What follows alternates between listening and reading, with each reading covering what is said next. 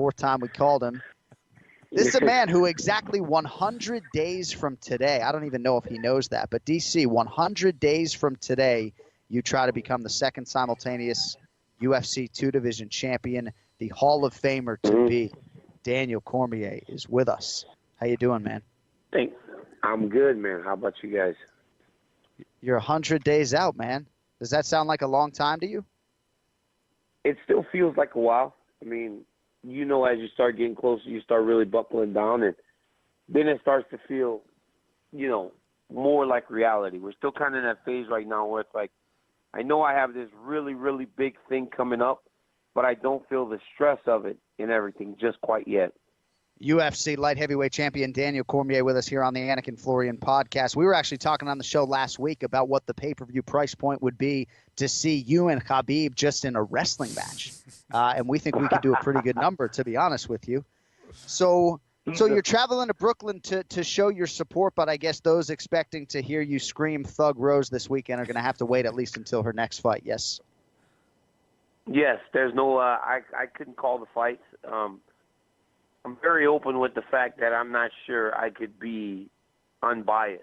You know, when those guys fight, Khabib, Velasquez, Rockhold, I know that I would have a tough time just calling the action right down the middle, and I don't want to do that and put not only myself but the fans in a situation where they're not hearing the fights called as they should be.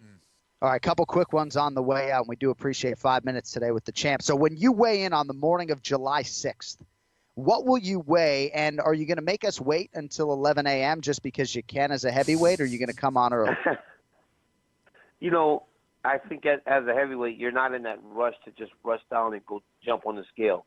You know, Sleep, so yeah. I don't know, but I know I'll be between 230 between 230 and 235 at the heaviest. You know, but you never know how the weight comes down when I start training. You know, right. Those early plunges usually come off pretty good. Anik, don't believe a word this guy said. He'll be between 250 and 265. He was stealing my sandwiches yesterday, knocked the cookie out of my hand. Unbelievable, this guy. No respect. Anik, yesterday Florian had a cookie right as he – hey, and you know Florian's not your normal guy. You know, he's very bourgeois, as they like to say.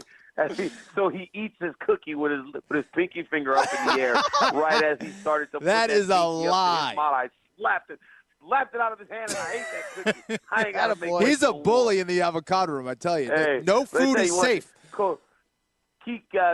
Kitty's like, don't bring me any cookies. I want scones with my coffee. Yeah, scones. And it's probably tea or espresso, too. Oh, man.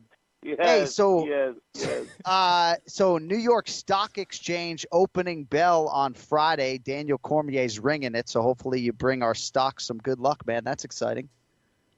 Yeah, it's very exciting, man. You know, I was lucky enough to do the closing bell before the Olympics in 2008, so wow. to be able to go and open the stock exchange on Friday. So that's a big deal, man. Big, exciting thing to do and an unbelievable experience, you know, so I'm excited about that, too. That's awesome. Almost as big a deal as the Talk and Talker podcast starring Daniel Cormier, which you can catch on iTunes and all the places you ingest podcasts. All right, next time we hear you on the Fox Sticks is when? Glendale, Arizona? Yep, Glendale, Arizona, man. Poirier versus Gaethje. Unbelievable fight. Big month for the lightweights, and I'm just excited to be calling a part of the action. All right, buddy. Thanks for a few minutes. We'll see you in Brooklyn. My man, John Anik. Later, Flo.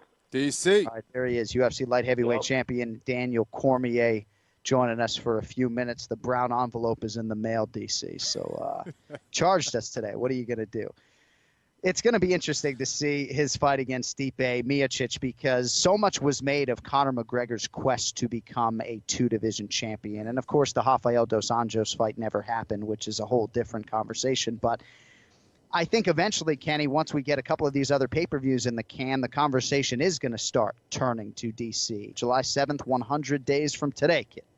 It is. It is going to be a lot closer than people think. And I think for DC, this is a guy who knows how to win again. And I think also being around Stipe Miocic, DC just finds a way to just be very comfortable and he pokes and prods, and he finds out about who you are and what you're like and kind of what annoys you, what you laugh at. So DC's a very smart guy. That's the other thing. And I think him being around Stipe is a huge advantage for him. Also, a lot of Stipe's success comes with his wrestling. He's not going to have the advantage when it comes to the wrestling department. He'll have the size advantage. So I'm really fascinated who wins that aspect of the fight, who's going to be faster. Stipe puts together some beautiful combinations. And at the same time, I think for Stipe, he realizes what an honor it would be if he was able to get a win over someone like Daniel Cormier. So I can't wait for this fight. I can't wait for this season of The Ultimate Fighter to see, just the Stipe and DC dynamic, man. That should be a lot of fun. No, and I think you're right that DC stands to gain a lot from rubbing shoulders and rubbing elbows with Stipe Miocic over those 6 weeks. I know he's glad taping is done and he can get